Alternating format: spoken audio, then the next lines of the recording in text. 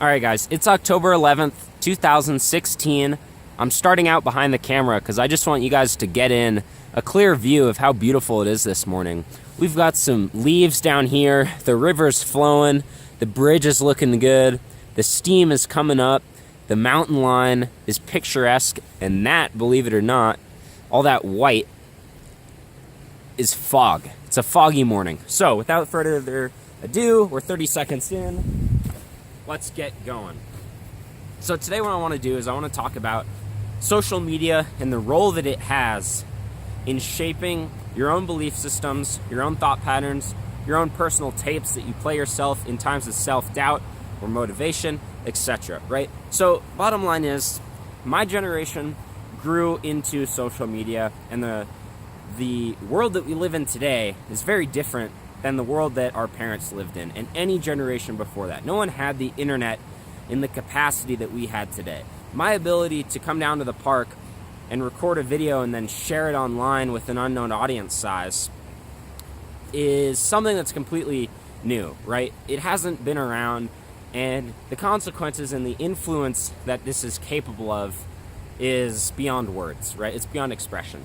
So the generation that's coming up now grew up with social media, right? So they're going to see it as soon as they hit a developmental social age. They're going to be interacting on social platforms.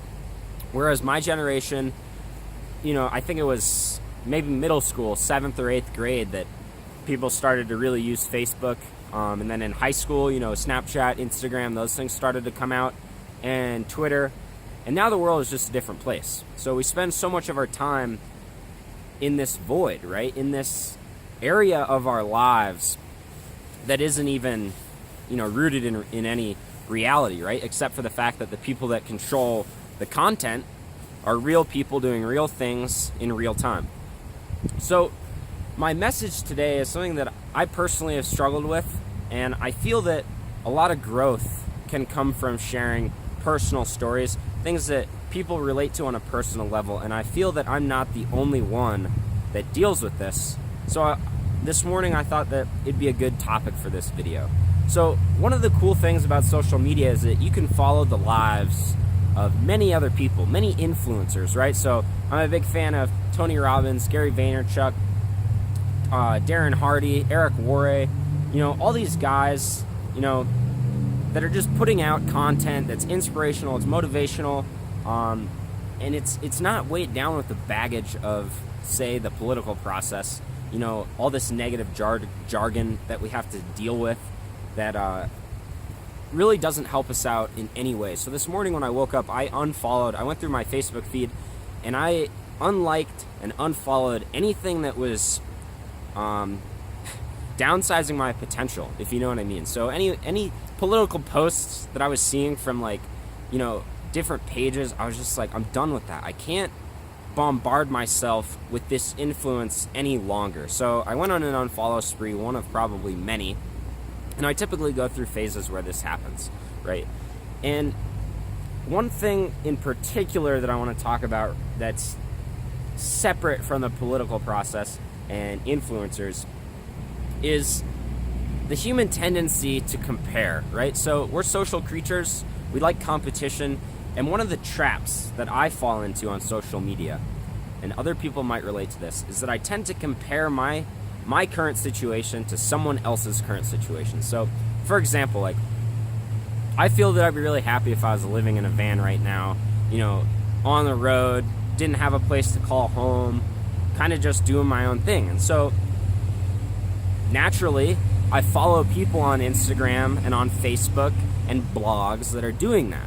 So part of that is because they share a similar interest with me, and they're at a point that I would like to get to, and I feel like that is beneficial. So, the internet and social media can serve as a point of influence and inspiration, that can, at the end of the day, being inspired by those things, I'm the type of person that I'm then gonna hit the drawing board and create an action plan to get my life to where I envision it being. And those influences, those influencers, are helping me see my grand vision in a positive way. On the flip side of that, it can kind of be a dangerous place to dwell, right? And that's because what social media fails to deliver, and I'm sure people have read countless stories about this sort of thing, what it fails to deliver is a sense of reality, a background database, a situation, right? It's all subjective. You're just pointed, you're faced with the reality that looks like it is, right? These people are in a van, or these people are making X amount of money living, in my dream location. Whatever it is, whatever the story that you're telling yourself is, one of the things that we fail to take into account is all the things that you're not going to see, which is, their preparation, their daily habits, their thought patterns, their belief systems, their motivation, their drives, their action, the action that they're taking, the action that they took to get there, their failures, their successes, the tough times that they had to deal with, that they had to push through, that they had to persevere. You don't necessarily get to see those things. So what you're presented with is a picture-perfect image of a reality that's leaving out all of the progress that had to get there, right?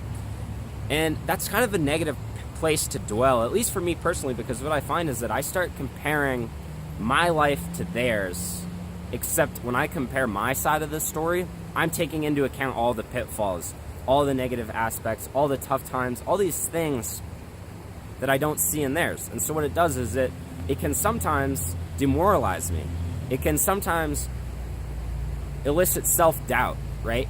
All these negative things that aren't helping me progress, that aren't helping me devote my energy into action. And so it ends up kind of just being this downward spiral where it's like, I want, but I don't know how to have. I can't be them. I can't, and that's where those negative tapes start to kick in. So what I guess the purpose of making this video, other than illuminating that, which is just kind of a general warning that what you see on the internet isn't always reality. There's always another side to that story. And what I've found, for me personally, a better way to look at the internet and social media and these people, these lives that I envy, is to look at it instead of an end destination. What I do is I reverse engineer how they got there, and I try to understand what I can do daily in my life to help me get to that goal, which, I think that that's one of the most important things, is to look towards the internet and social media as a source of inspiration, but nothing else. Simply use it to be inspired, and then I check out, right? And then I use it, as maybe a little burst of energy, a little burst of fuel, a little burst of inspiration, and then I hit the drawing board. How can I engineer my life to replicate that life? Or another way to say this is to understand that you're the architect of your future, right?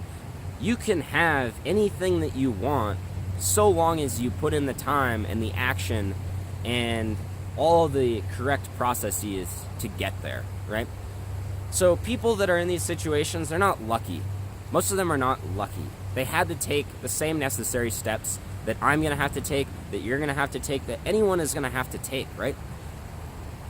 So it's just kind of a different perspective that I've started to adopt in terms of looking at social media and situations that I want to see myself in. I look at it more as the grounds of motivation. And then what I do is I try to understand, the steps that I can take in my life to get there, as opposed to just wallowing in the self-pity of the fact that I'm not there yet. So, if anything, it's a message to slow down, not to take things as face value, but to understand that behind every reality, there's a system that was in place that was required to get them there, or to get you there. And the biggest thing, like I just said, is that you are the architect of your future, right? So we all possess the innate ability to manifest what we imagine, what we think of, what we dream of, so long as we don't just get stuck in the action of thinking about it. It's always going to come down to action is required. Action's the only thing that's going to get stuff done. You can think, you can talk, you can dream, you can write, you can draw, you can plan, but until you take action, and you start capitalizing on the fact that things have to get done. There has to be progress made for you to advance. So, lately I've been turning to social media as more of a source of inspiration, and then I'm trying to limit my time on there, because what I find is that it really is a black hole sometimes. So, I don't know, maybe that message helped, maybe it was too convoluted and bloated. Kind of been in a fog lately. So, that's my message. Enjoy this beautiful day.